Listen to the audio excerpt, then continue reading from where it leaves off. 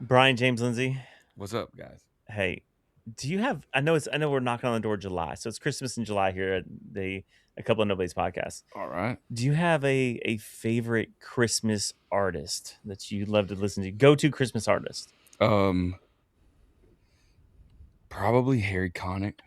Like Harry Connick. Okay, Yeah, probably Harry Connick Jr. Like I love Harry Connick Jr. Saw him live Fox 5 Theater down in Atlanta. oh, that'd be a good show. It was.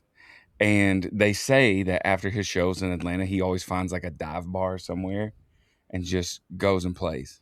Does the bar have to have a piano? Like you'd have to like quantify or Yeah, qualify this I certain don't way. know. I mean, I'm sure it's Okay, the places that have the organs and all that. I think he could play anything though. probably. Yeah. I think he could go and sit in on what, just carry a trumpet in and Okay. jump in.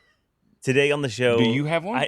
I'm gonna get there, but today on the show, I have it like in genres. So I've got classics. I got Dean and Frank, right, in the old school. Okay. I got Gen X, which is like Mariah. In sync or something? Is that what you did? They do a No, they did do some Christmas, like holiday. Kelly Clarkson? Well, that's next level. And then Okay. I got like my singer songwriter kind of vibe on Christmas, like dinner Christmas. And the dude on the show today fits that bill. Dave Barnes, one of my Chestnuts favorite. roasting There it is. on an open fire. There it is. You know what's weird? No lie, no lie. I've been working on Christmas songs today. Fantastic. True story. Yep. You have two Christmas shows coming up at the end of the year, right? You get I new do, Christmas. yeah. Is this new Christmas music or this? You're just working on stuff that for the No, Springs? no, new. Yeah, new stuff. I'm just piddling. I'm trying to figure out if I want to release Christmas songs this year, and so I was like spelunking, my ideas and all that stuff to go. Is there anything there? And there actually is. So now I got to figure out like what I'm gonna do about I mean, we that. could workshop that together. I think we could. Okay, Like, I love that. I love that. Yeah, for sure. What Let's rhymes just go with ahead and snow? hash it out right now. If you can rhyme Um, snow, it's pretty much gold. You're a Christmas songwriter. I took a songwriting class in college. A lady didn't know named that. Babby Mason taught this songwriting class, and she announced to everyone that Christmas songs are the hardest songs to write because it's all been written and everybody Yeah. wants, like, it's so Yeah. hard to say Merry Christmas in a new, authentic way. Okay, so the guy across from us who's got 20 Christmas songs. Is that true? No, a lot more than that. You have more. Well, is it hard to write Christmas songs? I don't think so. Um I think what am I trying to say? I think she's right. I think it's tricky because how many ways can you say Merry Christmas or it's snowing or mistletoe? But I think people have such an insatiable love and desire to hear Christmas songs that if you can get decent new Christmas songs, they have a shot. Like they really do. Like because I think there's something that is like hardwired into humans. I would say especially Americans that like you can just kind of never get too many Christmas songs. I really believe this. I think like and I think the canon for them is so small that you hear the same ones over and over so that when there's one that sort of gets into like the orbit a little bit, Mm-hmm. people are like, "Oh, what is that?" And then it kind of Yeah. becomes so I do think it's hard. It's not. I mean, there's. I think for the same reason it's hard. I also think it's fun in that you really do have a limited amount of words you can use in like a good way. So Yeah. I think some people will be like, that sucks. I'm like, no, that's more fun because then it's like exactly. It's not, like if I sat down to write any other kind of song today, that could be anything from like neo soul R&B to like a Beatles thing, and that's hard. That's hard because you're like, well, I Okay. don't know. I know I want to say this, but I could say that soulful. I could say that country. I could say that like hip hop. I could say that song like singer songwriter. I could say Christmas. Yeah. And so I think the great thing about Christmas is no, man, you got like 2 or 3 lanes. And Okay. you're like, Do you oh, this think is great. it's easier to sell the Christmas songs, even though it's harder to write because like you're guaranteed an audience? Is it easier to What do you mean market sell? Christmas? Oh, market Christmas. I think all of it. Yeah, I do. I Like think it's like because that's a marketing thing that it's easier because everybody's just built in loving Christmas. but I tell you the other thing too that I did not see coming, which I'm so thankful for, is putting out those Christmas albums pretty early in my career was a huge. Yeah, this is a weird thing to say as a songwriter. It was like a really great business move that I didn't mean to make because I think so many people are so intimidated by writing Christmas songs that when people kind of knew like, oh man, Barnes writes songs like he he enjoys it. Like I write so many Christmas songs for other people. Yeah. And I love it. Like I genuinely, hand on the Bible, I still love it when somebody's like, hey, you want to write something for a Christmas thing? I'm like, yes. And I will have probably 5 ideas ready to go because I'm just always kind of collecting Christmas stuff because I know somebody's going to call and be like, hey, dude, I need like a last minute Christmas song. Yeah, and you don't cut like, I mean, you do some of the traditional songs, but like you take such a different lane and lens on Christmas with everything you do. So Yeah. I would imagine there's just for you, which you seem like an idea guy, an abundance of like lanes to run in and tell the story differently. Yeah, it's fun. I mean, but again, y'all are right. And there really is there's a very limited. I tell people all the time, I think the reason I like writing Christmas songs is exactly the target. Mhm. Like it is there. There it is. It's this far away, and we're just shooting. It's again, writing any other thing. You have 100 genre targets. You're like, well, I don't know. Do y'all want to do that one or that one, or even inside of that one? There's 2 more inside of that, and Yeah. then that. It's like Russian dolls, where Christmas just kind of like that's pretty much it, and you kind of know when you hit it or not. Like you can write a song Yeah. by yourself or with somebody else, and really feel like I think that was good. Nobody's like, yeah, or like, nah, it's just not great. So I gotta ask, have you ever been challenged to put the Red Ryder BB gun into a song? I feel like I that's haven't. this year's I challenge. haven't. Yeah. That is the year. I feel like the question I want to know is when do you put up Christmas decorations? Because is it just the songwriting? Are you like a really a Christmas dude? Are you just like you haven't even put a You're right. tree, haven't had a tree in 5 years? Yeah. Scrooge We don't celebrate it here. We don't and celebrate just like selling these. No, I do songs. love it. I Hanukkah will candles admit that I think everywhere. doing it so much does sort of take a little bit of the appeal away from it, which is a real bummer because I used to just absolutely love it. And I still do. And the kids, as y'all know, really help that. But yeah, it does. It's sort of like where, and I think too, I tend to work a good bit during December, doing like private shows or Christmas stuff, which is great. But it really does, that can really start to wear on sort of the feeling of it being this sort of like festive sort of thing. Because all of a sudden it's like, oh, I'm like working a lot, which is great. I'm super thankful for that. Anybody listening, let me know if you need a private Dave Barnes Christmas show. But that said, it is like it is. Booking. It does now. take a Yeah. little bit of the magic away from it. Yeah. Okay. So you said that you always got 5 ideas for Christmas songs. Are you just an idea guy? Is that just sort of the character of who you are? You always got ideas, or is it just music, or is there multiple ideas that maybe Dave hasn't done yet? No, I mean, I like to think I'm an idea guy. It's harder the longer you write songs to have ideas all the time. I think that's probably the majority of the work now is like actually having stuff you want to say when you've said so much already. Christmas is different because I have a discipline that I've done for probably a decade now where in December I try to only write Christmas songs and or come up with Christmas ideas because it's just a little more osmotic and easy because it's in the air and it's cold and you're kind of feeling like right now today is hysterical because it's the hottest day of the year so far and I'm in here trying to figure out what rhymes with family and December so in some of that discipline for me in December is knowing that in July somebody's going to text me and be like, hey dude, I need a Christmas song. And I'm like, oh, I have 7 things I was messing with. Let me go pull those back up again. Or even just titles. Because I think, again, it's funny. I just think people are really intimidated with Christmas music. And so they just tend to be like, I don't know how to do it. And it's so funny because I just feel like once you sort of crack a little bit of the code, it's like, oh, yeah, you can say snow in every song. You can say, mistletoe in every song. Nobody cares because I think the general public is like, no, you're working with a limited lexicon here. Nobody's expecting to have some super. I mean, when you think of the Joni Mitchell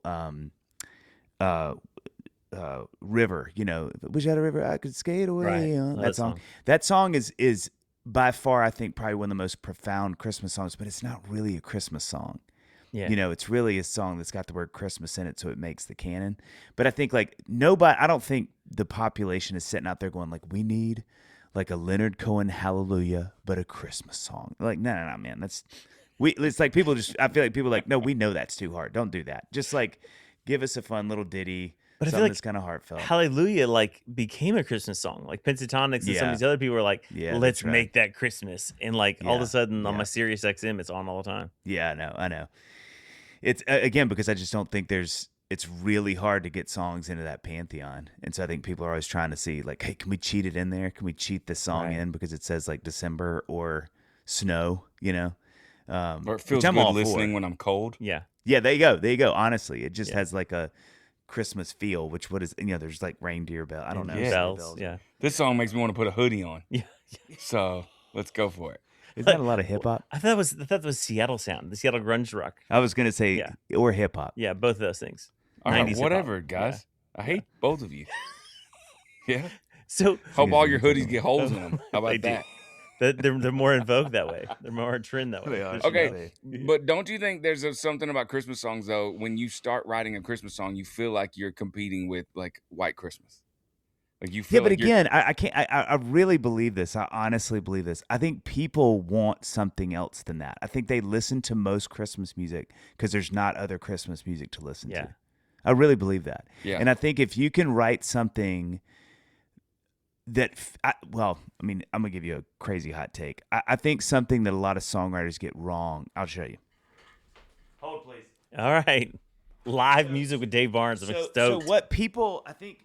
I didn't know this was part of the deal, but we're on. The work that you have to do, in my opinion, if you're going to write Christmas songs, is you got to learn like a couple of jazz chords, because what people don't want is like, it's Christmas once again. Christmas is so great. This You know, is- I'm clipping that and I'm Yeah. editing that till Yeah. new music coming soon. yeah, yeah. But what they do want Banger. is this. They want like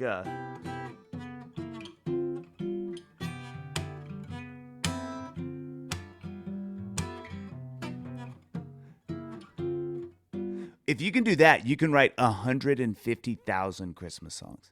Okay. And so I think when people, because I think what you guys are inferring, and this is why I bring it up, is that I think people associate what you said so well, the Rat Pack music, as Christmas music. Mhm. And so every now and then you'll have something that'll come through. But if you really clock songs that tend to be evergreens in the Christmas space, they sound old. Like you think Right. about Mariah Carey, you think about even the Ariana Grande tune, the Kelly Clarkson, all of them Mhm. have that sort of throwback thing. It's really rare you have like a new, like that Bieber's, I know it's kind of a joke, but his is that. It's just a fun kind of whatever that The mistletoe song or whatever. mistletoe, yeah. And then Yeah. which is actually reggae, which is even funnier. But like if you think there's a few that'll sneak through that are just good old pop songs, but I would argue what people want in some Pavlovian thing we all have is like it needs to sound kind of like the 60s or 50s. Mhm. But if you can do that, people are like, yeah, just give me all of it you got. And so I think for me, that's why like I love jazz. And it's like the one place I get to go, oh, I can do some really trippy, cool chords and Yeah. progressions I could never do in my normal music. But people want in Christmas music. So And that ends my TED Talk. yeah, no, it's great. So does it translate to your other music? Like, so the sense of feeling nostalgic always shows through in Christmas music. Yeah. When you're writing, and you're doing a lot of writing for Dave Barnes and for everybody else, is there an element of going, let's help this feel a little nostalgic so we connect to it emotionally? I think sometimes it's, you know, it's whatever the room, whatever everybody wants, you know, 'cause Yeah. if it's like people are like, let's write a song about growing up in your hometown, obviously that's going to be nostalgic. But if it's a love song, you know, it's kind of a different thing. You know? Right. Yeah. Do you think that there are a lot of other things that we treat like Christmas songs in our life? Like that there's a lot of stuff that it's like, nah, we can't do that. It's just too hard. It's nah, we can't do that. Like we're sitting here for 25 minutes talking about Christmas songs. Oh no, it's been done. Too many other people are good. And I'm like, oh crap. Like, yeah, Dave Barnes is just like, I'm definitely writing a Christmas album. I'm gonna go learn 7. Jazz I gotta chords. learn the jazz chords first. But Yeah. because my only Co-write jazz chord color. is just adding a 7th to it. Yeah, that's it. everything. That's exact. I mean, you're You know. add a major 7 and yeah. Just suddenly just you're in add Christmas that, land. and suddenly That's it. It's- But I'm like, okay, what are the Christmas songs of of all of the things that I'm just like, oh no, I can't do that. That's Yeah. too much. I do think there is something that's pretty universal about like the get in for most things is the hardest part, Mm. and then the ticket to ride is pretty expensive, but it's like once you're on the ride, you're kind of on the ride. And I think that's a pretty profound question, because I do think there's something I know I struggle with, where I'm like, God, that's expensive. And it's like, yeah, but man, if you'll just pay the entry fee, then you're like in. And I'm like, I know, man, but like that entry fee is up there. And I do think there is something to the work of learning. It's a language, it's like whatever that is. It's learning, like, can I get around saying this? Can I have a 5-minute conversation? Can I have a 10-minute conversation? And once you can have a 10-minute conversation, you can pretty much, you kind of know how to speak it, Yeah. But man, getting to 10 minutes. So what would that be you know. for you? I know you've dabbled in comedy. Your Dadville's killing it. What would be something like you're going, that's in maybe an idea form, you're going, the buy-in is high, but I think I want to buy into that. Is there anything other than music for you? Not right now. I mean, there's definitely, as I'm getting older, I just turned 48 this summer. I can definitely feel some like winds of change vocationally. Not that I'll ever stop doing music, or it will all. I really think it'll always be my main thing. But I think, I don't know. I can just feel this sense of like, what else is there that I could be spending time doing, from a vocational standpoint, I would say, especially. I think it's tricky too. I don't know if you guys feel this way, but as I get older, I was having a conversation with a friend about this. It's really hard to divine the difference between wisdom you have and knowing yourself, and seeing something and going, I just know me, and I'm not going to do that well. Or I'm going to get halfway through that and then throw the deuce because it's just too much. And then the other half going, well, hold on. That may be the reason you need to just do it. Right. Is because, you've never done it and you've always said you couldn't, but why can't you? And so I think that's what I'm trying to, I can feel that in me, because I've had a couple things come up where people have asked me about certain things, and I've found myself going, I just know me, and I'd be really excited about the beginning of that, and then I'd lose interest halfway through. And so part of me is like, that's wisdom. Like, yourself, better than you've done that a few times, you don't do it again. And then there's another part of me that almost like the devil on the other shoulder is like, well, hold on. Maybe that's the whole reason you should do it, is just to kind of power through, so. No, I turned 49 this summer, and I think that's exactly how I feel. Yeah. Like midlife is this, like, I know what I've done, and it's almost like, what am I going to do now that leaves something behind? Like a legacy building season of life that is this shift of like, I've done these things, but like I had a guy email me. So done ministry my whole life, and some guy like found my resume somewhere in some little town in Tennessee, and he's like, I think you'd be a great youth pastor for our church of 30. And I'm going, buddy, you don't know I'm 49 years old and that season is gone. Like, some young man needs to do that, because I've already done that. Now I'm on to something different. And so I think it's fitting sometimes this reflection of life to go, okay, so what am I going to do in the next season? And I think in his late 40s, it shows up big time. I'm like, that is where I'm living. Yeah. So if there was something different for Dave and you were dreaming, what would it be? I mean, there's a lot of things. I wonder if you guys feel this way, but I very much subscribe to the sort of the ideology of like that second mountain, like falling upwards, halftime, strength to strength. There's a million books about this, but that we kind of all get to this season of life, and it's usually around our ages where you're kind of like, okay, that was great. Or it was really hard, whatever, but I can feel that I'm in the valley between the next thing. Yeah. But the next thing needs to be benevolence. It can't be me anymore. And I feel that very acutely. And I think my vocation adds to the weight of that feeling, because it's always been about me and selling me and getting people like me and buy tickets and albums and, have me write with them or whatever. And I love that, and I'm thankful for that, but I really don't enjoy it anymore. Like, I genuinely, I have so little interest in sort of the self promotion, aggrandizing thing. And so, I'm like, what does it look like to actually use that energy to help other people in whatever context that looks like? Yeah. And so I think that's what I find myself thinking about. So, I mean, it's a lot of things. It's like, I was thinking the other day how much fun it would be to kind of help A&R more artist projects, just because it's something I love doing. But, it's just a lot of prayer. It's a ton of prayer right now. Just like, Lord, because of literally what we talked about before this, like I'm so excitable. I'm the first guy to be like, that sounds amazing. Let's do that. And then I'm also the very next person to say, but nah, never mind. That was fun to think about, but I don't want to do it anymore. My head. And so I think, just kind of in a season of praying that whatever those things are, I kind of know they're from the Lord and they aren't self-generated. So I'm playing games in my head because we talked to a friend a couple weeks ago about Enneagram types. So I'm going, what is Dave's Enneagram? Because I feel like it may be a so 7. Obvious. Oh yeah. 7 7 with 7 wings, I think. 7 wings. Yeah. So all in on the adventure. All in. In the ideation. Like I love, like if you guys sat with me today and said, we want to spend 30 minutes, like we have this idea for this thing. Like I love that. But I do not enjoy the building. I'm not the builder. Yeah. Like that to me is really exhausting. So I'm in Clifton Strengths, I'm ideation, and that's me too. 100 ideas. Like I get Yeah. But to build it, no. That's somebody else's job. Yeah. I need That's friends for fun. that. Zero fun. Yeah.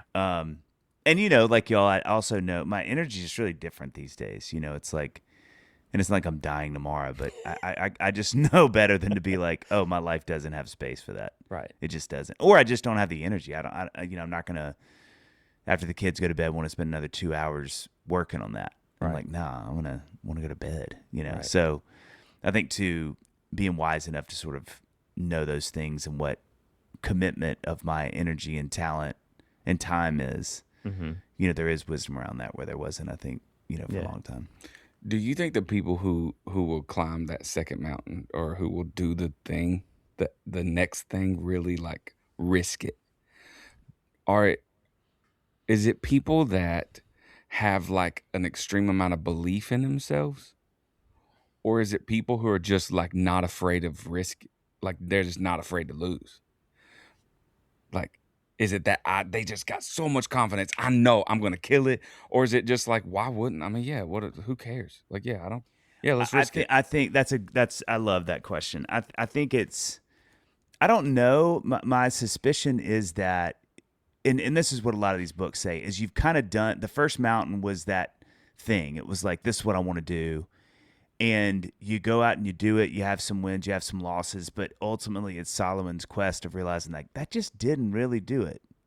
Be it was the biggest win I ever had and I sold the company for $1 bajillion, or I built this thing and it didn't work, but still I can sort of feel that thing of like, okay, that was fun. I don't want to do that again. And so I think it's a little bit of like coming to a season where you're not scratching the itch anymore, and so there's a new itch. Yeah. And I really believe, not just from a gospel angle, but I think just a humanity angle, there's something compelling about the service part, the benevolence piece that animates and energizes in a way that is really overwhelming.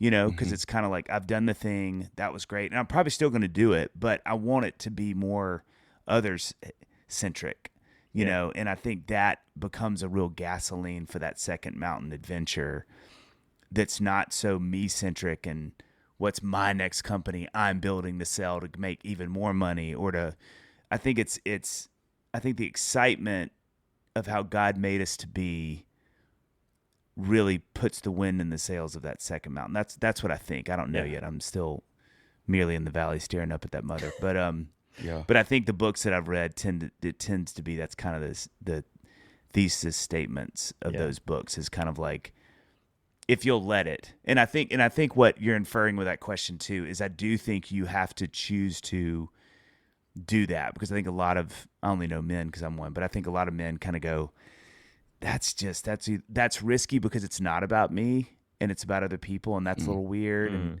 or I'm already doing this and it's not really fun anymore, but it really works and I'm making great money. Yeah. Or I just know I'm in control of it. I know what it's going to do. So I know I'll do good if I. I know I'll be fine if I do just keep another doing Christmas this. album, So I know Yeah. it'll kill. Yeah. Jeff's gonna listen. I know. Jeff's I gonna got get that core audience. It's not 1,000 a downloads risk. on that one. Let's just do another.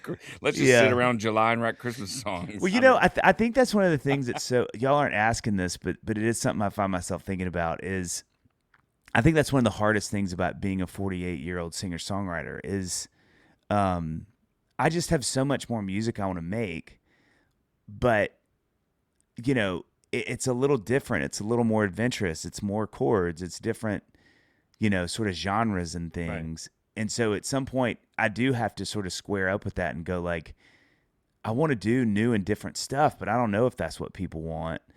And then there is a wisdom to knowing you're running this company that has a certain clientele that you're like, well, I mean, we've sort of always served burgers and people are going to be pissed if I start bringing out tacos, and everybody's like, hey, it's not that we don't like tacos, but we sort of came today because we were hungry for burgers. Or can you sort of like a burger taco? Fooled you. So it's like that's what I think is really.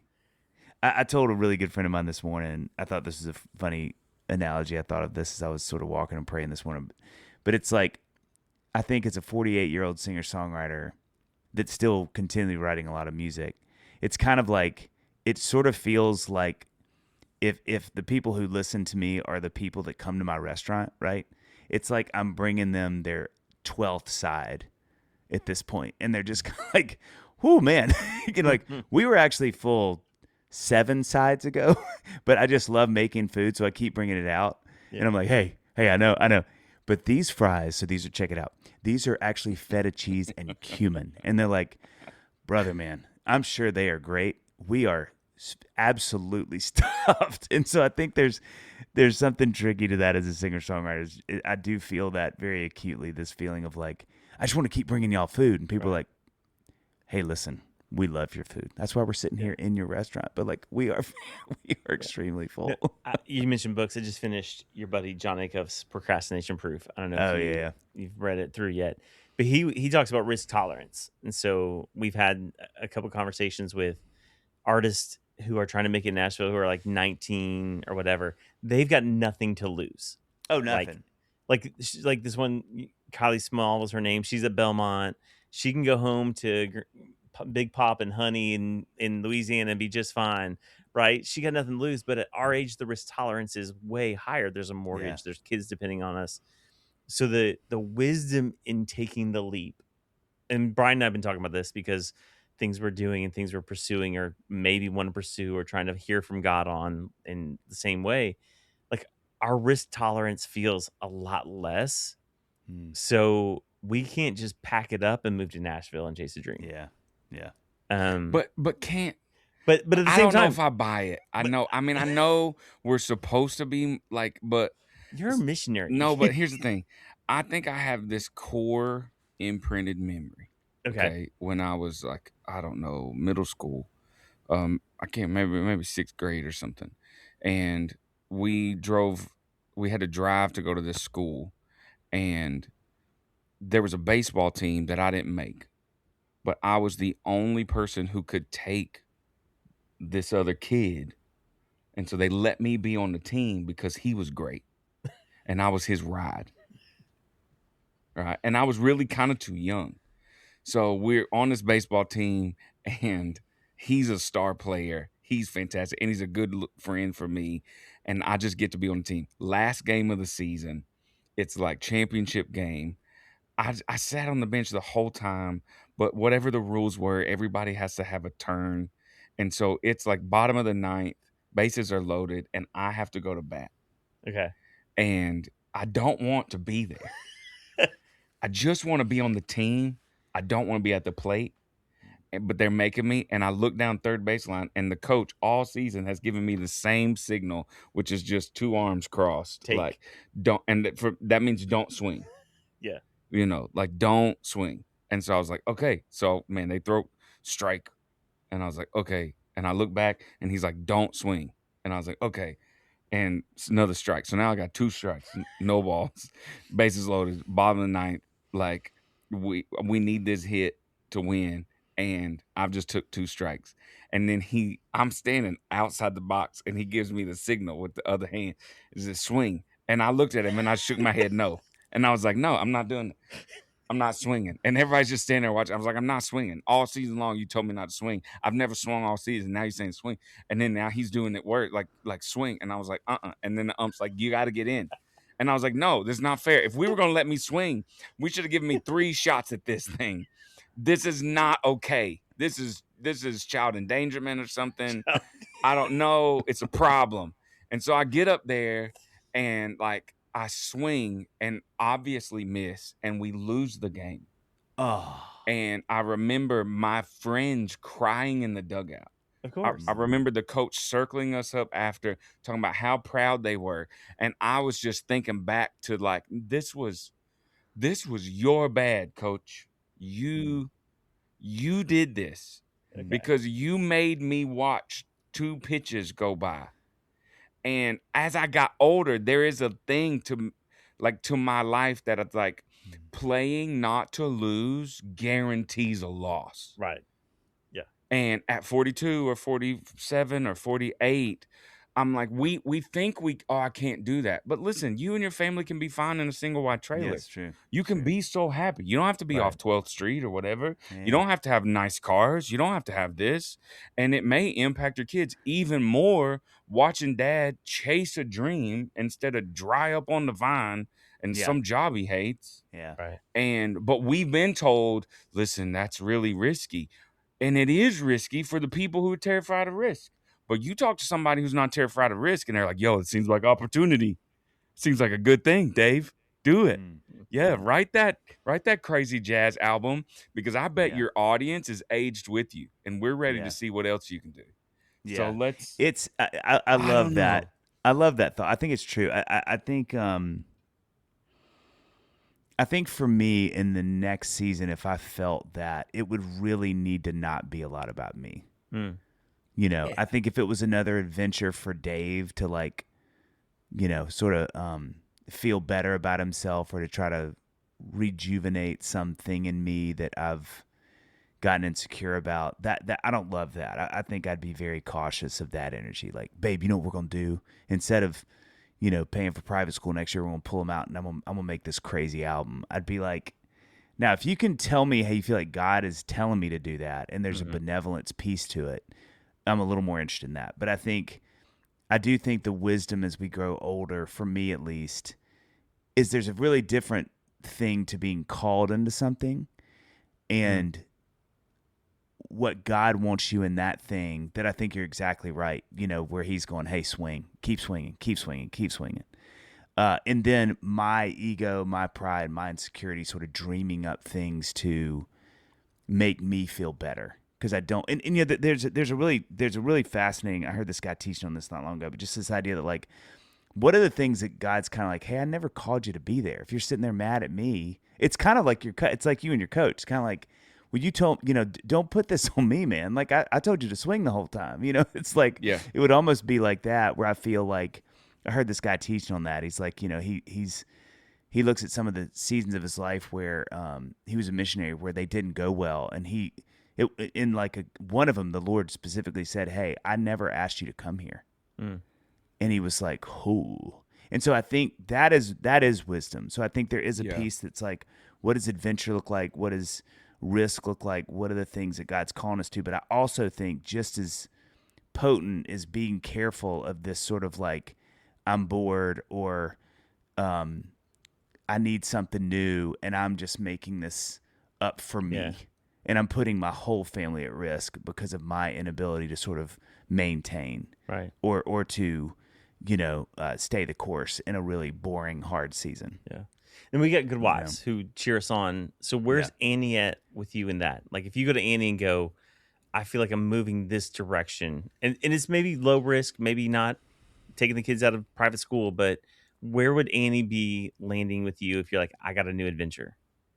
She's always down. I mean, I think she's so much less tethered to our life and comfort than I am. I mean, infinitely more free and willing. I don't know, man. You know, it's funny when I was looking at at y'all's questions, which I thought were so great. One thing that I kept finding myself thinking about is something that I think is, I've just randomly found myself thinking about, even having y'all ask these questions, having on that piece of paper. But like, I think there's something to those of us, and I'm going to speak really for myself, but like men in Christendom, I think so much about that Jeremiah verse where it's like, go into the land and settle and occupy it, and I know I don't want to take that too out of context, but we really skip this idea that the Lord would be like, hey, my job for you is just to do every day really well where you are. Like, Yeah. and some days that's crazy boring. Some days it's unbelievably monotonous. And some, you'll have weeks of the same day over and over and over, but that's where I have you. But just do that well. Just do that well. Because if everybody does that well, it's changes the world. It's just that I know I have this thing in me that's like, God, this is getting boring, or like, this is not what I want. And I don't think that's the Lord. I think that's just my inability to trust and let go of control and to maintain little things. Yeah. I think that's something that's Yeah. can be dangerous to me, is that I just really over exaggerate my importance or what my giftedness is. And I think sometimes the best I can be is just to do every little thing in the day like I'm supposed to. And if I do those well, God's like, hey, you've done what I called you to do. Thank you. Like, go to bed and let's do it again tomorrow. And then every now and then he's like, hey, I got something crazy. And you're like, oh, Yeah. oh, oh, what is this? But I think so much trouble I can get into is all of my own doing. It's just my inability to be still or to trust him in small things. And, that I just feel like, it's like if I spoke at a men's conference, I really think that's probably what I would speak on. Is like, what do we do when we get bored? Like that to me, for Christian American men in our 40s, I'm like, that's the battle we all fight. I think, and I don't think we know we fight it because we call it other things. But I think like, home life is really tricky. I mean, with kids, because as a dude, that's not your kingdom. It's your wife's kingdom, and your kingdom is your vocation and the things sort of outside of that. But it sucks coming home a lot of days because you're like, I was just in control of my work kingdom. Now I come home and I'm a servant in this other kingdom, and that's not really fun. I don't like how that makes me feel. Yeah. And so I go home later, or I have another work meeting that's not really a work meeting, or I just go home and when I know I'm not going to have to do those things, or, and so I just think there's so much work we have to do. I speak for myself that God really has like got me in the crosshairs of just like, how do you maintain the little stuff well? What do you do when you get bored? What do you do when you look at your week and like, God, there's kind of nothing fun this week? It's like God's like, ooh, can we have that conversation? Will you ask me that? Yeah. Like, would you invite me into that? I'd love to have that conversation with you, because that's where he starts to get really big in these really cool ways. But, I'll busy myself or I'll cheat things or whatever just to kind of not have to feel what life is sometimes, which is just this kind of bland bunch of days that don't really offer some reprieve, and I think that's what I get interested in. I think that's what God is trying to help me with, is sort of like, what does that look like for me? How do I do that well? Because there's a stillness we get on the other side of that. Right. There's a real sense of being with the Lord that I think he loves to give us, that I won't be still enough for, and I won't be okay with how sort of boring and monotonous life can be, Yeah. Yeah. I think we are so prone to like the Sports Center ticker. Like, I don't even watch sports. I just watch the highlights. Yeah. But that it's become that Sports Center is life. And so if it's not the highlight reel, then it's the old video of AI, Allen Iverson going, practice. Y'all talking about practice? What are you talking about, practice? And a lot of life is practice. It is the monotonous. It is showing up early. It is the things that don't feel like the best Christmas show of all times or the best writing room. It's just that it's not sexy. It's not fun. And I think it's meaningful. And discovering the meaning in it Yeah. Because I think for us, like I read Viktor Frankl's Man's Search for Meaning every year, and I think men should read it yearly. But there is something in it doesn't have to be like monumental to be meaningful. That's right. That's exactly right. That's Yeah. beautifully said. And Beautifully said. when I can find meaning in the things that aren't monumental, and I've just had this epiphany with previous conversations we've had, and I thought through if I take my son on a trip. I took him to Tellico with a bunch of my friends, and we went trout fishing this little creek, and we came back, and all he said was, "That was so fun. That was so fun." Never once did he say, "Hey, what were you trying to impart in me? And what is this going to mean for our next season, Dad?" Yeah. It was like, no. That was the thing. It was meaningful in its existence. And I think for all of us and for people who are in their 20s, I can't imagine what it would be like if I could find that in my 20s. Yeah. This discovery of God, early on we see God as creator. He creates. Boom, day 1, 2, 3, creative. And he walks, he creates, and then he walks. And the next time we see him walk, he's redeeming. And I think we spend a lot of our early part of our life, it's creation. It's the image of God in creating and conquest and all these things. And then we reach this other side where we're like, okay, now what's my redemptive work? Yeah, that's right. Yeah, that's good. Yeah. And it's philanthropic, and it's benevolent, and it's saying, okay, I did the first 6-day thing where I was creating, and ooh, it's good, and all my days weren't good, but his were, and that was good, and that was good, and that was good. Okay, then it got wonky, and then now I'm like, okay, now that I'm 42, what am I doing? That's the redemptive work of God, not the creative work of God. Yeah. Well, and the maintenance too, which is what you're saying. I think it's that, it's caretaking. It's like, what does it look like with my family to take care of them and to maintain a family well? Because, like you just said so beautifully, like so much of my ministry to my kids is just to be with them, like physically, and to be available to them, all those things. It's not these sort of poignant moments where you're like, let me impart some wisdom to you, son or daughter. It's just that, I think they have a subconscious way of knowing how you feel about them by what it feels like for them to be with you and how much you are with them. And I think, as they get older, as with college age kids, but like that's when it changes to a much more kind of like communicative worth. Like, hey, Dad, how do I do this? Well, I'll tell you, hey, Dad, when you had that, what'd you do? I did this, or like, hey, when you're dating that mom, how'd you know? I was like this. But for a long time, it's just like, I love you because I'm with you and because our spirit is good. You feel that me being with you is good and peaceful and fun, and it's laid back, and I want to be with you, and you can tell that. And so I think the maintenance of that in the season I know I'm in is like, it's like you said, it's not creative anymore, which is fine. It's just like, hey, just wake up and do the job well today, and then get up and do the job well tomorrow.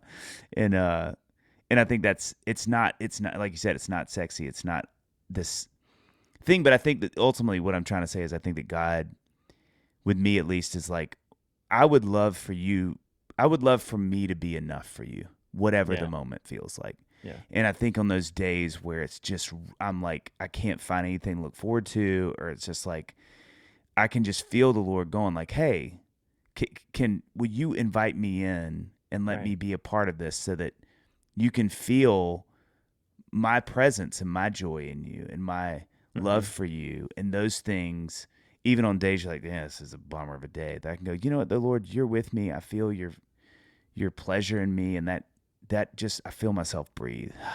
Okay, it's going to be great. I'm where I'm supposed to be.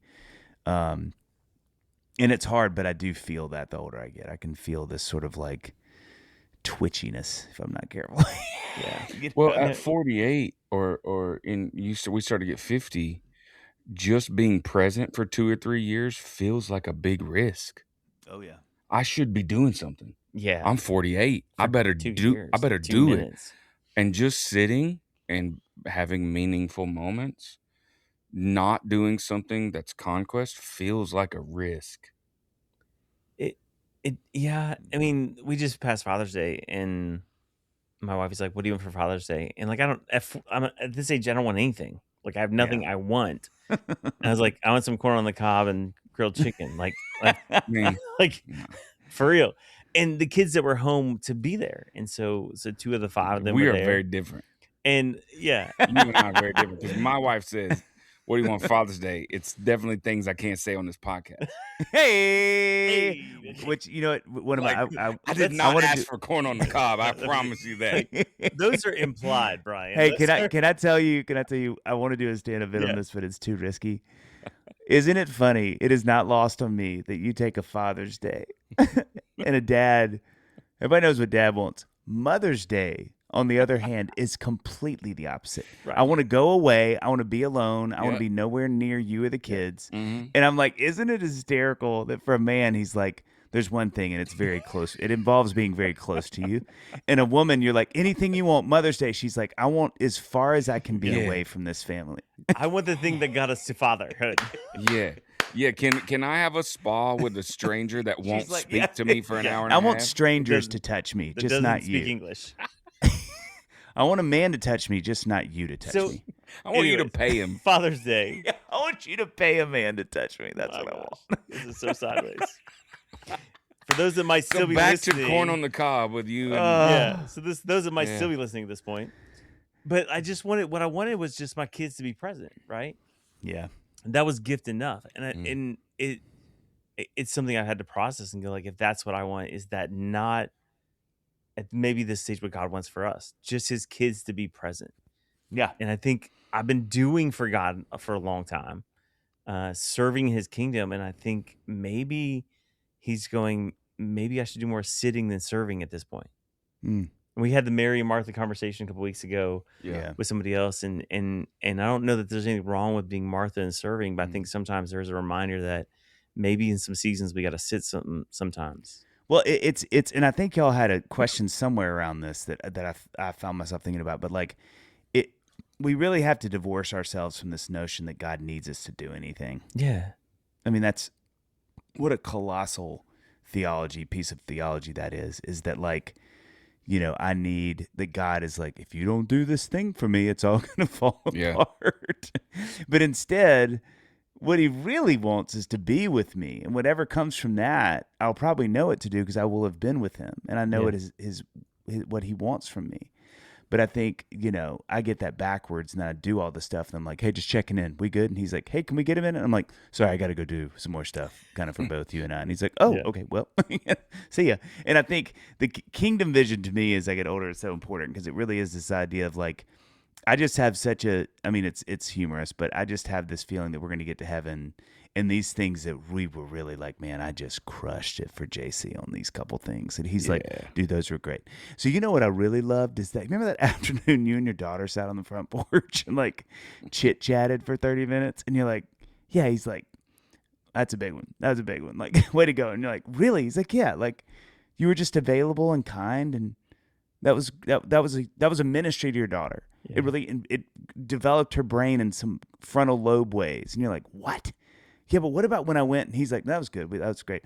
You know, the other thing I love. Remember that drive with your son to his baseball game that one time we all laughed really hard. Like that was, and you're like, I just feel like I know I get a lot of that wrong, and I think to y'all's point, so much more of it is about being than it is the doing. You know, especially like you said, as I get older. yeah.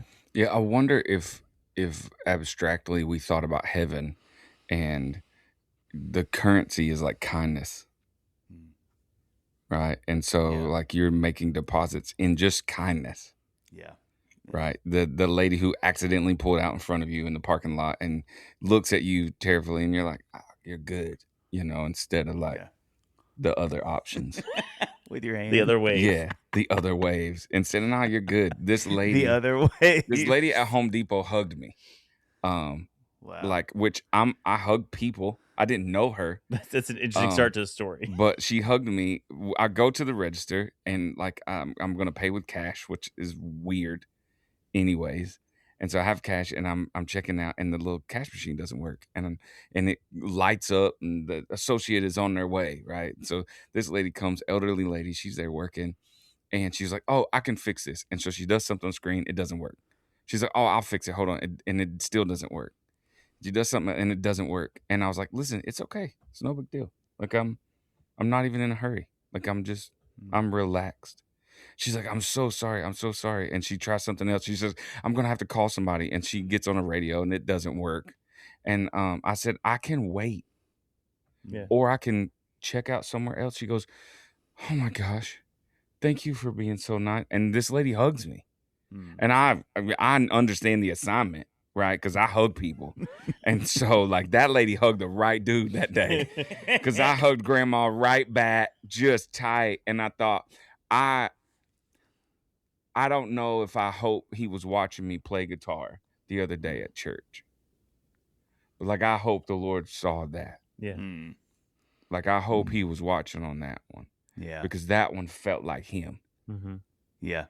And I thought, I wonder if the currency of heaven could be kindness more than it is the credibility of who will write the forward for your book. Yeah. Yeah. Yeah. Yeah. Agreed. Yeah. So That was a sermon there. yeah, well, let's take an offering there. Okay, random question. The next phase of Dave, any chance you would like pastor a church? His dad's a pastor, or was a pastor, right? Yeah, it's in there, man. It's in the bones. It's deep in the DNA. Yeah. I would be totally come to your church. no.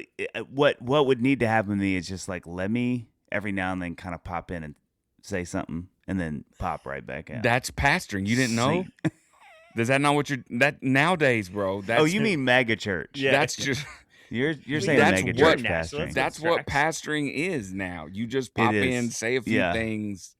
No, you I know. do. You know, me and my best friend teach a Sunday school together, and it scratches so many itches for me on Okay. sort of that pastoral stuff. And I'm an elder in my church, so that also does that. But there was a world where I thought I was going to do that before I got into music. I really thought I was going to probably go to seminary and do that whole thing. But God, I would be such a bad pastor. I would be such a bad pastor. My intent would be wonderful, and my crowd work would be off the charts, but my stick-to-itiveness and/or sort of like, so Pastor, where are we in phase 2? I'm like, ooh, man, I was phase 1 was great. We're doing a phase 2. They're like, there's 7 phases. I'm like, oh my gosh, like somebody take me out back and shoot But me. Yeah. but the adventure and ideas would be like, I've got a new idea. Now that said, I know we're phase 2 here. I have a phase 1 of another thing. Yeah. Can I share that with y'all? So what if it was, and you mentioned this earlier, this sort of caring for young artists in A&R or whatever. What if pastoring looked like caring for young artists? Caring for those that's what going it's on? always been for me. I mean, that's kind of, that's always been a big part of my heart in Nashville, and I spend a lot of time doing that. So it kind of comes out in that way in my vocation. You ever tell somebody that though? You ever What? look at somebody and say, "Listen, I don't know where you're on your faith journey, and I'm not your pastor, but if you ever find yourself in a hospital room or something and you need a pastor, I will be that for you." You I ever just haven't, told them? No. Tell 'em, bro. Tell Yeah. him. Just tell him, Dave. Just tell them, Dave. Hey, Sorry, for you. I'm sorry about Brian to the party. I'm not. No. I'm not like. But I'm just for you. You can call me Pastor Dave. Yeah. Yeah. Pastor Dave, Brother Barnes. PD. I'm not taking up an offering. I hope But- people know, my really close friends, my younger friends, I think they know that. And they've done that, which means a lot to me. Mm-hmm. But maybe I can start carrying a card or something. It's like Brother Yeah. Barnes. Clergy. Like a spam secret number. a spam social media account, like a spam account. That's Pastor Dave Barnes. Pastor Dave. I'm just saying, if it comes up and you get friend requested from Pastor Dave Barnes, I'm not That's saying it. that It's I not. made it, It's you. It's not you. and I'm gonna AI you preaching sermons. Or AI, that song I gave y'all like a bad chorus for, that Christmas Yeah. song. Oh, for I'll sure. do it. So That's my good. first single. Yeah, they'll be like, his voice sounds a lot like Stephen Furtick on these, but it's his head. I don't know what it is. I don't know what it is. He sounds like Philip Anthony Mitchell. Yeah, Oh my like sounds gosh. like. Yeah, and I'm like, no. No, It's not definitely that. him. It's nothing like that. Yeah, Nothing like that. yeah. So we have a mutual friend. I think he's your friend.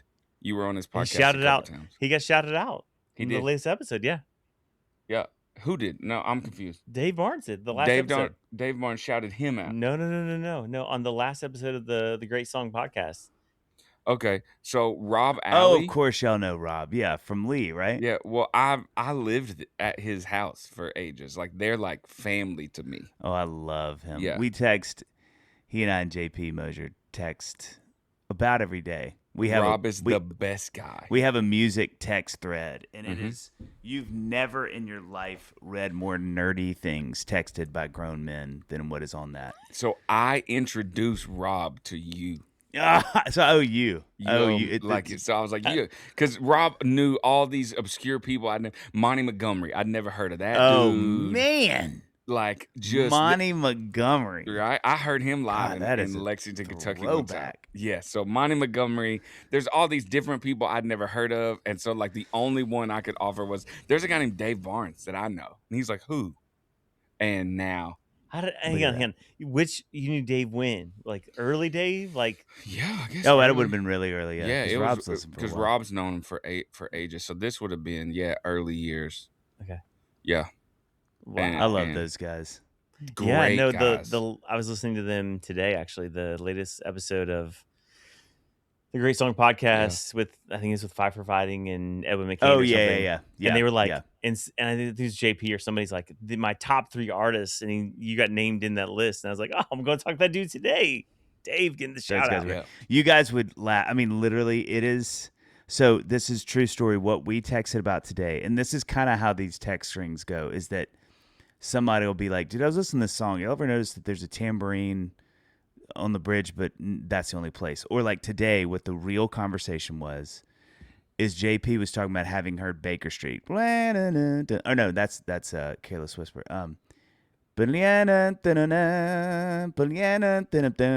Remember that saxophone? Yeah.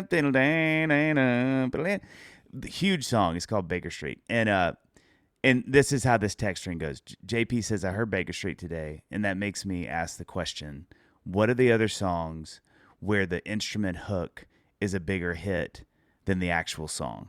Or like that the instrument hook is known more. And so then, then it's all of a sudden well, what about, and then I put like Careless Whisper, and it was like, oh, that's good. But I mean, that's, and then every now and then they'll be like, hey, how's life? And somebody will be like, oh, it's good. But mostly it's, Like do you like George Michael's second record or third record more? And it's like, that's a great question. Well, it's got these, it's whatever nerdery is going on. Yeah. I haven't But been doing podcasting like really long. He's But new to the game. I haven't been doing, but here's what I'll say. There's a phrase that people throw around a lot, and early on it made me feel good. Now I realize it's not. And when people say that's a really good question, Oh yeah. at first I was like, man, I'm asking Nailing great, You're killing it. Nailing I'm it. killing it Nailing with it. these questions. Yeah. Veterans like Yeah. Dave and I know. And like, then- that's just a stall tactic.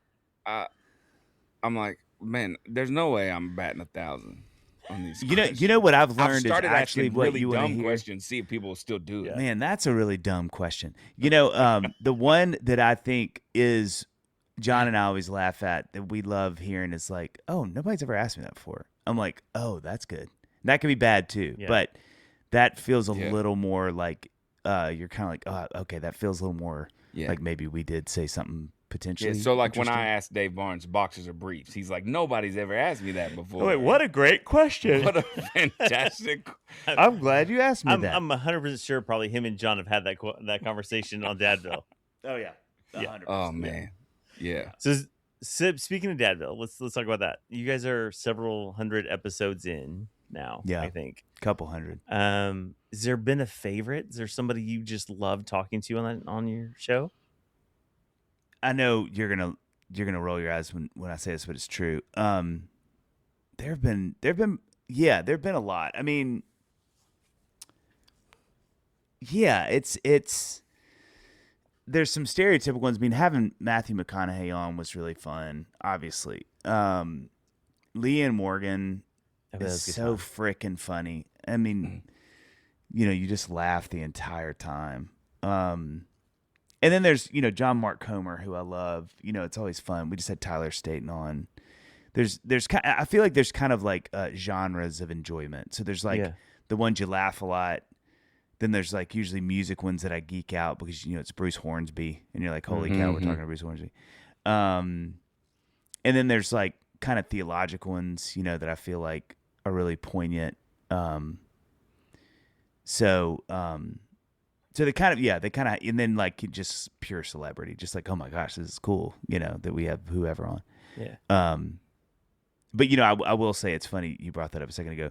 One of my favorite moments on the podcast is we had, oh my gosh, Craig, what's his name from Today's Show, who's so great, Melvin, and it was kind of a 2-part. At the end of the interview, he literally goes, "Man, this went a lot better than I thought it would. This was great." And we were like, because you know we were cutting up with him the whole time, so he felt like he could say that. Yeah. But me and John really took pride in that because we were like, "Okay, that's good. That's good." Like he really enjoyed it. And then we saw him. We went over to interview Amy Grant at Amy's place, and he was there. And the door opened. He's like, "My guys, I remember you guys." And we were like, so I think, you know, kind of your point about asking good questions. It's fun when you get done with people who I think do the rounds a lot, and they really are like, wow, that was actually really, that was fun. That was like, you know, we talked about things that, you know, or it's just a good time. You know, people like laugh and have a good time. On the previous show, I had the very fortunate opportunity to interview your friend Annie Downs. And she's fantastic. And so she's the queen of podcasting. Like I am, she is like it at podcasting. And so we get off and I'm like, Annie, like any notes, like tell me something, right? Because I may do okay, but like she's Annie Downs. Like she's like, no, this was great. And I was like, done. I will never do it again. I am through that. Annie said we did it again. So. Oh yeah. I think you knocked your mic off. Oh, you're back. Okay. You're back. So yeah, I was like, yeah, no, I'll quit now. Like Annie says I did good. She's really, really, really good at what she does. Yeah. I mean, it's no wonder why, you know, she's grown the empire like she has. She has grown the empire. Yeah. So yeah. But so Brian is growing in his understanding of podcasting. We're helping him develop along. So as a veteran podcaster, what tidbits of insight could you give our friend Brian here? I don't know. You know, I feel like John and I are still, I'm not just saying this, I feel like John and I are still, about every 7 or 8 podcasts, we'll have like a recap and it'll be like, that didn't go as well as I thought it would. Or why was that not as great as we hoped it would be? And so, you know, it's kind of different with every guest. I mean, I know it sounds really stereotypical to say, but it really is so different with every guest because some guests, I feel like you can have conversations and that's one thing. Some you interview, and that's a totally other thing. And then some are both. And then, you know, some take a total left turn that you don't see coming. So it's tricky, you know. It's like, I think a lot of it is just kind of being, like knowing how to read where the conversation's going and where that person wants the conversation to go. Yeah. Sometimes what gets tricky with Dadville specifically is that I think some sign on thinking it's like just conversations about being a dad, and so those always end up being hysterical because they're kind of like, so are we going to talk about being a dad? And you're like, especially oh shoot, yeah, like Leanne was on, yeah, she's like, this feels a little off brand, but yeah, it's I don't know, even 200 whatever we are, 30 in, 20 in, I'm like, I still feel like I'm learning so much about. I mean, dumbest thing to say is there's just a really big difference between having a conversation and doing an interview. For sure. That is a really big difference. And so I think still learning how to do either one of those really well and like and what the interviewer wants, because we've had some that I thought would be conversations and they didn't go great, and then we leaned back into the interview and it was awesome. Right. And then some it turned into the most fun conversations because it was just that's what that person you could feel wanted to do, you know, and not be. And then we've had some where, you know, it will go unnamed, but I remember interviewing one guy and he was obviously checking his email while we were doing the interview. And I just thought, this is not what I wanted to happen, you know? And then it's like, is that our fault or is it his fault? You know, then you get off and you're like, were we boring or were we not good questions? My bad. Yeah. Sorry. No, I mean, there's been some bookings like clearly the person is like, when are we going to talk about my book? Oh yeah. Yeah. Like when my publicist got me on here. When are we gonna talk about my book? Don't ask me about anything else. Just the book. Let's get the book. That is one thing that John and I really try to do is like, whatever you came on the podcast for, we really want to honor that. Right. So if it's like, you know, somebody's doing the rounds with something they're promoting, it's like we really want to know that that's going to be talked about, and usually pretty early, so that they don't feel kind of like, God, we're getting to the end of an interview, we ain't talked about the thing I'm trying to promote. Which I think serves us really well, because then they feel honored and they have a chance to promote that, and then we can kind of go wherever we want after that. We kind of had to learn that a couple times, with just like, let's get that thing way out front, so it's not like, they're kind of like, so anyway, my book, it's funny you mentioned my family. My book, my family's in my book, and I wrote 3 sentences thanking them at the beginning of my book. That's right. That, speaking of my book, So I hold these 2 tensions. Simon Sinek said in an interview about asking good questions that if he hasn't already read someone's book before he interviews or does a podcast, he won't read it. Like, he won't skim it. He's like, if so, then I'm just filtering all my questions, not discovering. And so I was like, okay, well then, I'm definitely going to do that. But then I also remember the Seinfeld interview where he's on Larry King. And so Larry King said, so your show went off air now. Did you guys get canceled? And he's like, canceled? Larry? Are you kidding me? Larry, do you know who I am? Larry, did you do any prep work before this interview? Like, we went out on top. We were the greatest thing ever. It's Jerry's kind of, he's like, are you kidding? Yeah. Have you done this before? And I try to hold the tension of not being like completely ignorant of whoever I'm talking to, but also like not just deep diving. One thing that I will say to that, I this has happened a few times, and I think it's okay because I think it's part of the game. But like, there have been a few times where I'm like, man, if I had prepped a little more, this could have been a lot. They'll say something during the interview. I'm like, what? Then I'm like, I have so much interest in that thing. Yeah. And we only have 10 more minutes, where I'm like, and it hadn't happened a ton, but it's happened enough that I'm like, I need to make sure that I've sort of covered bases, because there's nothing. That's probably my least favorite feeling, is when you get done, you're like, man, I would have loved to have asked more questions about that, but I didn't even know that they did that, or they had written that book or whatever, Songwriting? Dave Barnes does songwriting? I would have loved. Wait, Paul, you were in a band called the Beatles? Oh, man. I would have asked you some questions about. Oh, my gosh. Yeah. You have a solo career, too? Yeah. Cool, man. Well, now I'm armed ready and armed now. So is that, I know your love for the Beatles. We talked about it last time, and the last album was very Beatles-esque. Is Paul McCartney, is that the premier guest if you could get it done? Yeah, I think so.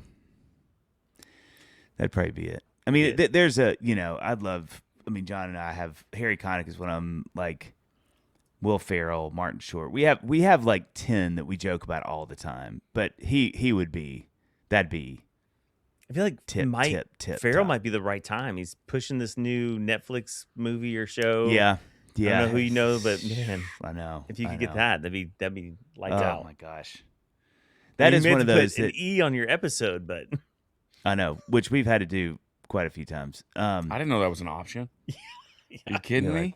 Like, let's go. Okay. There's a box new feature unlocked. There's a box I check or don't check, depending on who the guest was. Yeah. I love that. This next episode's going to get spicy, man. You just do 2 interviews, have one of them be dirty and the other one not, but they're 2. It's not one that you mute or not. You're just like, hey, let's do like the dirty interview, and let's just do another one. It's not dirty. Put that in the email sheet out. Yeah. Your preference? Would you like the dirty interview? Yeah, we can do like a dirty thing, or we can log on and we're both just shirtless. Yeah. What's up, girl? Help us, Lord. Help us deliver us from sin. Oh yeah, man. So, Dad. The plan is for you and John to continue Dadville. Is that a long-term desire for you guys? I mean, we don't really have any expiration date on it. We're just kind of enjoying it, and I mean, it's so, we really, really enjoy it. And so I think as long as we're both feeling like we do about it, we'll keep doing it, So curiosity, because you guys have been friends a long time, live across the street from each other, right? Is that accurate? Mm-hmm. So how has working together affected that relationship? Has it helped it, or is there times a lot? No, it helped a lot. Because, you guys know, it's like with kids, you just don't see people as much. Right. And so I think it keeps us in really close contact, which I'm really thankful for, because I think otherwise, you're off in kid land, Yeah. So it's really helped. I mean, so for us, there's been some conversations. We're really early in this show that Brian says something, and I was like, "What? I didn't know that." Has there been a moment with you and John that like came up, and you're like, even in all these years of friendship, somebody says something, you're Oh like, yeah. "What? Never Yeah, knew." I feel like that's almost once a month at least. He'll say something like, "Oh, I didn't know that." Yeah. You know, Yeah, and you're trying to decide, is he a liar? Is are he you lying the real right now? John? Yeah, the real John Have you been taken over? Your body taken by over? aliens. Yeah. Yeah, Yeah, those are hot takes we shouldn't go on. nah, for sure.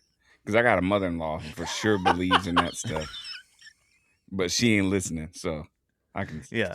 One of our 4 listeners is not Pam. Nah, Yeah, that's right. Yeah. That's Okay. right. No. Awesome. nah, because we're not talking about flat Earth. Yeah, that's right. So I'm just kidding. This is not the dirty. Yeah, This is not. No ease on this one. So Mhm. That's right. well, we do want on your time. We got a couple questions we want to finish up with. Dave is always. I know you got busy 12 South things to do, like go to Frothy Monkey and Draper Yeah. James or something. I don't know. So Yes, Yeah. I know. Brian, why don't you? Yeah, for sure. If you were going to try to encourage someone to be willing to take the risk, to do something, and fear and insecurities, all these reasons why we don't do stuff. And it could be something creative, like write the songs or write a book, or it could be start the small group or start a business, but just that thing that keeps people on the couch from actually getting out there. What would you say to encourage people to try? Because you've obviously tried a bunch of stuff over the years, Yeah. and a bunch of it's worked really well. Man, that's a good question. Thank you for Man, I've saying never that been to asked me. that question. When I say that, I really do mean it. Good. I think on the other side, this is something I'm having to learn. So I say this as someone that would join that group and how they feel. I think some of the most fascinating things are on the other side of fear, you know, like, and so I think sometimes it's not even about doing that thing. I can't believe I'm saying this. I feel like the Lord is looking at me as I say this, and He's going, "Go, keep going. Listen to what you're saying." But I think sometimes it's not even about that dream that you're like, "I'm too scared to do it." I think it's just about getting on the other side of that fear. If the dream works or not, it's just going, "Oh, that thing can't control me. It's not the end all be all." And so I think that's as much fun sometimes as having that dream work, is just knowing like, man, it didn't work, but I'm just not as scared as I was before I did it. And I think that's as valuable as the dream sometimes is. It's just conquering that thing and knowing now you don't have to be scared of it anymore, you know? Yeah, that's a great answer. And so we see Nobody's is a good thing around here. I know the title, A Couple of Nobodies, is not the most charming title sometimes, but But it's accurate it is accurate. because Dave spent an But afternoon it's with a couple of accurate. nobodies. Couple of today. nobodies. We're the Absolutely. nobodies. We are. Let me introduce you to Dave Barnes. Yeah. So we see it as good things because we are the nobodies. But who's a nobody in your life who you think the world should know about? I mean, my wife. I mean, 100,000%. I don't know anybody better than Annie Barnes. Like, she's the best. She is, man, what an amazing human being she is. She is, yeah, she's just the best. I don't know anybody like her. And I think she likes the shadows. She is fine. She's like, you enjoy that stuff. I'm going to be productive and helpful while you're like preening about the stage. But yeah, I mean, she is, I'm really in awe of her and her love for people and our family. And she's just awesome. She's awesome. And she, like I said, she would so much rather be able to move in her life as she does than ever having to have any kind of weird limelight or spotlight or anything. Awesome. And he sounds like a great human being. She is. Awesome. Once Dave, she gets out of jail, it's gonna be such a celebration. She is such a great Homo sapien. Yeah, she Such is. a great human being. yeah. Yeah, she is. Like if Both being of a human being is the bar, she exceeded She it. is. She Yeah. bees So it well. far. She Yeah. bees it really well. He's it. Yeah. Awesome. Oh, Well, man. Dave, it is an absolute honor. I thank you again for coming on this show and being on the last show and just making us laugh. You're one of the funniest dudes I get to hang out with. Well, that's kind. You are. Seriously, I mean that. And just really enjoyed it. And as we say here at A Couple of Nobodies, you don't ever have to try to be somebody. Amen to that. Thanks, buddy. Besides, you need to be Dave Barnes. Yeah, be Dave Barnes. Well, I do. I wouldn't say y'all would. There's not enough room Right. for that.